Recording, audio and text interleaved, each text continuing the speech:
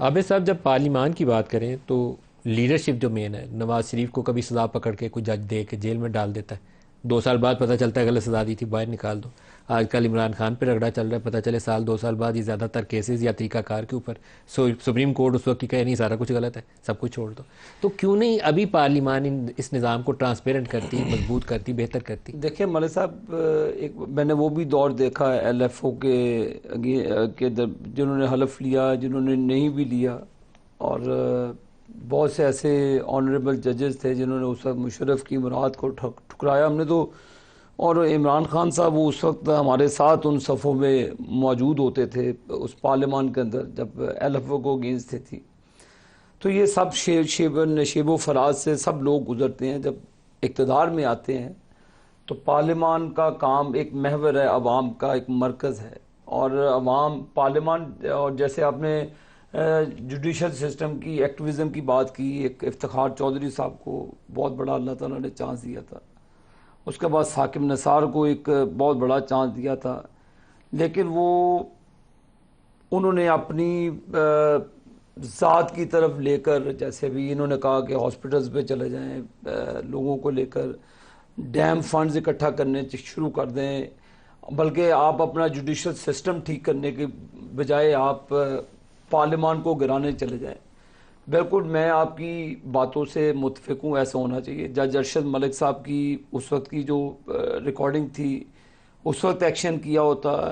صدیقی صاحب ہے اور بھی جو ججز ہیں، میں اس چیز پر ایمان رکھتا ہوں، ہار جیت تو اللہ کی دین ہے، ان کے فیصلے ہیں، لیکن جب آپ آگے ہیں، اب یہ سپریم جوڈیشل کونسل میں گیا ہے، ان کو بالکل ایک میرٹ کے اوپر اپنا فیصلہ کرنا چاہیے، میرٹ کے اوپر ہیئرنگ ہونی چاہیے، ججز کے اوپر کسی کا دباؤ ناقابل قبول ہے، ہونا نہیں چاہیے، انصاف اور قانون کے مطابق فیصلے ہوتے نظر آنے چاہیے۔ تو ملک صاحب میں تو آپ کی پارٹی کی طرف سے ایک کیمپین دیکھ رہا ہوں، آپ کے لیڈرز کے بیانات ہیں، عرفان صدیقی صاحب کا بیان ہے، کئی اور لوگوں کے بیانات ہیں، مطلب وہ یہ ثابت کرنے پہ لگے ہوئے ہیں کہ یہ 6 جج جو ہیں نا، ان ساروں کو پی ٹی آئی سے خاص محبت ہے، یہ پی ٹی آئی والے جج ہیں۔ بھائی وہ پی ٹی آئی کے ہیں یا وہ جے یو آئی کے ہیں یا پیپلز پارٹی کے ہیں، یہ دیکھو کہ الزام صحیح ہے، الزام صحیح ہے تو اس کو روکو۔ اس کے میرٹس کے اوپر بات کرنے، میں نے کئی دیکھیں، دنیا کے اندر کسی جج کے اوپر ایلیگیشن آتا ہے تو وہ اپنی سیٹ سے سائڈ پہ ہو جاتا ہے۔ تو یہ جن لوگوں کو پھر فونز کال آئی ہیں، جو لوگ کہہ رہے ہیں، جن لوگوں نے کہا کہ جیسے ندیم ملک صاحب جج ہیں، اور ندیم ملک صاحب کو جنرل صاحب کا فون آ گیا یا کسی اور ایجنسی کا فون، پر نام لینا جی جس کا فون آیا، اور انہوں نے کیا ڈیمانڈ کی، انہوں نے تو تحریری طور پر لکھ دیا، تحریری طور پر پھر ان کو وٹنس کریں، ان کو بھی بلوائیں اور وہاں پہ پھر دودھ کا دودھ اور پانی کا پانی کرنے والا۔ اچھا اس میں میں چاہتا ہوں کہ جوڈیشل سسٹم میں یہ چیزیں ختم ہونی چاہیے،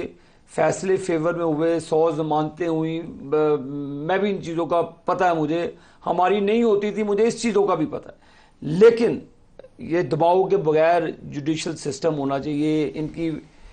فیورٹزم نہیں ہونی چاہیے کسی بھی پولیٹیکل پارٹیز کی طرف۔